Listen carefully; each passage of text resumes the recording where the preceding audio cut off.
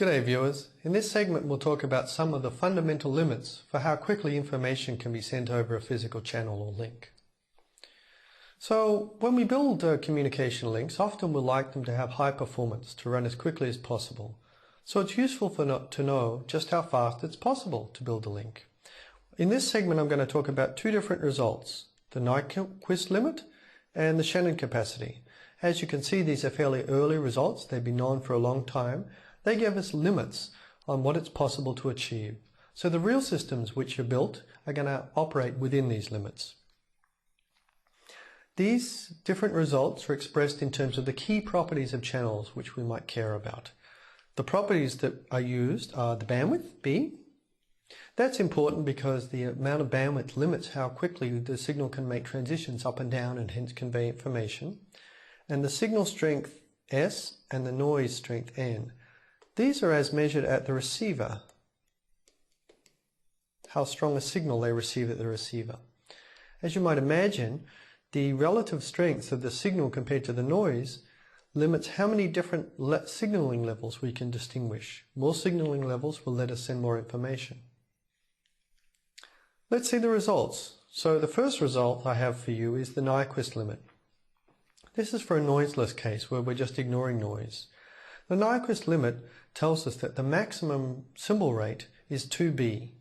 A symbol is simply a waveform which is used to convey information. It might represent 1 bit, more than 1 bit if you have multiple signal levels, or even less than 1 bit in some cases. So a symbol is a waveform that stands for bits. Nyquist tells us that if we have a bandwidth of B, we can signal symbols at a rate of up to 2B.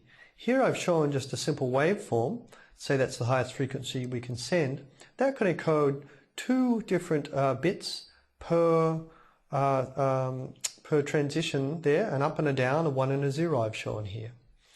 Now if we also have different amplitude levels, if we have V different signal levels, that would be log to the base 2 of V different bits.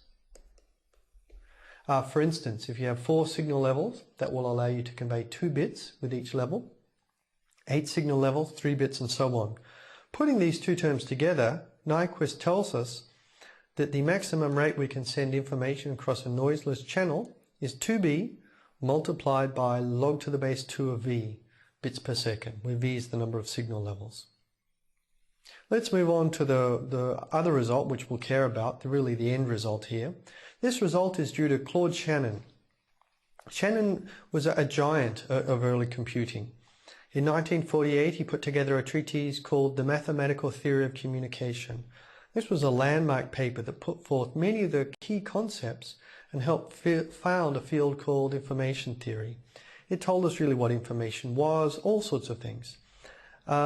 Shannon, as well as making fundamental contributions to communications, also made contributions to digital computing and security. He was quite an amazing guy. He also had fairly wide-ranging interests. This picture shows an electromechanical mouse he built. The mouse, there are magnets underneath. The mouse runs on this maze. You can reconfigure the maze and the mouse will learn how to solve it. And this was a long time ago, so it was quite amazing.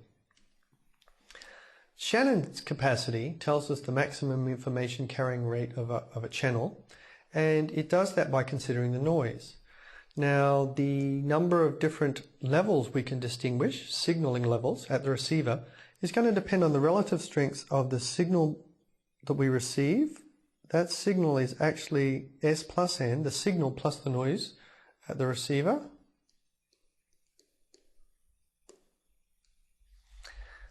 The strength of that signal compared to the noise. If it's large, if that ratio is large, we'll be able to distinguish many different levels. In the picture here, you can distinguish maybe 4 different levels. So if I receive something here, maybe I can know that it's most likely that a 1 was sent. Because if I sent a 1, the noise would only have moved it up and down by a bit, and so 1 is probably what was sent. On the other hand, if I receive something here, it's probably the case that I sent a 0. Keep in mind that this noise is a random process. The arrow here is only a depiction of how big it is on average. So at any given time the noise could be larger and we may have some errors that are caused when our assumption is wrong. We'll have to deal with them later. The signal to noise ratio, or S divided by N, is typically expressed on a log scale because it can take on a wide range of values. So if, for instance, we have a signal-to-noise ratio of 1,000, that's often written using our little formula here. We express it on a log scale by taking log to the base 10 of the ratio and multiplying by 10. That's often written as 30 dB. Log of 1,000 is 3, multiplied by 10, you get 30. There are many other common SNR values in decibels that you might come across. So, as you might imagine, 100 goes to 20 dB, 10 goes to 10 dB, 2 is a common value, and that goes to 3 dB, and so forth. Okay, armed with this understanding of the signal-to-noise ratio, we can talk about the Shannon capacity. This is a limit for the information carrying capacity of a channel. The limit, the capacity, is given by the bandwidth, our factor from before, multiplied by log to the base 2 of 1 plus S on n, where S on n is the signal-to-noise ratio. This bit in parentheses, you might recognize this as what we receive, S plus n divided by n. That's really S on n plus 1. This bit, log to the base 2, is converting to bits. And then we're multiplying by the bandwidth.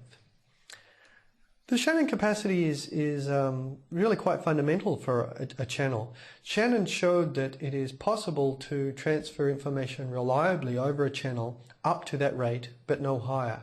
This was quite revolutionary at the time, when there always seemed to be errors on channels, and the only way you could get rid of them was by sending a stronger signal.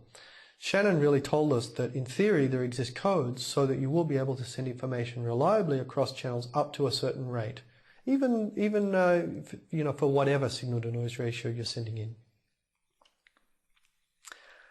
So just to sort of wrap up on this segment, I'm going to give you a little perspective on wired versus wireless links. We've now seen pretty much everything we need for the physical layer. Error coding is a big subject that I'll get onto next. But we've seen how to modulate signals and send information across links. Yay! We're well on our way. There is a big difference, however, between wires and fiber and wireless. I would characterize it this way. With wires and fiber, you can often engineer the parameters. You can fix the bandwidth you're using by the quality of the wire and the signal-to-noise ratio. You might send a certain value in and say the cable can be no longer than 100 feet. This means that you can fix the data rate. On the other hand, wireless is quite different. You might be able to fix the bandwidth you're using as part of the design of the system, but the signal-to-noise ratio will vary greatly. It says here up to a factor of 60 dB. If you do the math, that is 1,000,000. That's a lot. That might be the difference between signal strength in being close to an access point, an 802.11 access point, and receiving information quickly, and being far away on the very edge of reception, but still being able to use it. Given this wide variation, the signal-to-noise ratio is going to vary a lot. We can't design the system for the worst case, or it will always run at a rather slow rate. Instead, the name of the game in wireless is adapting the data rate to the conditions you find. So just recapping, for wires and fiber, we engineer the system to give us a certain data rate that we expect and spec. For wireless, we need to adapt to the SNR. And finally, just to put some of these things together, I can now give you an example. Let's talk about a link that many of you know about, maybe you're using right now, DSL or digital subscriber line. This is a widely used technology for providing broadband internet to homes. There are many different variants of it, and they run at tens of megabits per second. DSL reuses the twisted pair telephone line that goes to the home. So here's the local telephone exchange, and there might be two different lines that go to the home. Now, it turns out that the telephone is only using the bottom 4 kilohertz of this wire, but the wire has a bandwidth of up to 2 megahertz. We can reuse the higher portion of that bandwidth, which is currently unused, to carry data. That's exactly what DSL does. Because it's been refitted to the existing telephone wire rather than designed from scratch, it has some of the characteristics of wireless too. As you might imagine, this close house, if I'm close to the exchange, I might get a high SNR, compared to if I'm a long way away, the signal might be weaker and I might get a low SNR. because the signal's attenuated by the time it's got there. When I've got a low SNR, I might get a rather small data rate compared to the other house, which could get a fast data rate over DSL. This is why when you want to buy DSL, sometimes your provider will tell you that you're a long way away from the exchange and they can only sell you a plan that goes this fast. Or that you're lucky, you're close to the exchange and they can sell you a plan which runs at the maximum rate. Here are a few more details for DSL. DSL, because it is sending at frequencies above the voice band, uses a form of passband modulation. I'm not going to go into all of the details, that's sort of a whole course. It does use a technique called OFDM, which turns up many times in communication systems. You can read a bit about this in your text if you're interested, just for fun. DSL divides the frequency band to provide separate bands for upstream and downstream communication. You can see here that it uses 4 kilohertz for voice, that's not much, and then it divides it into different portions for the upstream and downstream. DSL, or actually the picture here shows the frequency plan for ADSL2, which is a fairly garden variety version of DSL. It allocates more bandwidth to the downstream version than the upstream version. That more bandwidth is going to translate into a higher number of bits per second. The A in ADSL stands for asymmetric. This asymmetry is deliberate to allow you to download information from the internet faster than you can send it. The modulation that's used inside these bands varies both the amplitude and phase of the different carrier signals. It's called QAM. You don't need to remember that though. If you're now all of the different signals in here, they can send information at different rates. If you have a good portion of this band and you're fairly close to the exchange, you've got a good quality signal, you might get a high SNR and you might be able to send it up to 15 bits per second. Sorry, up to 15 bits per symbol. So that's a lot of different amplitude and phase levels, 2 to the 15 at least, to convey that number of bits. On the other hand, you might have a different band, part of the frequency, which might be bad, not working very well. This one's nice and solid, let's say, and the other one's not working very well. This particular part of the band might give you a low SNR, in which case you'll only use it to send 1 bit per symbol. So this is how you can get different rates over DSL. Okay, well we've now seen a lot about the physical layer, and shortly we'll move on to the next topic of error coding.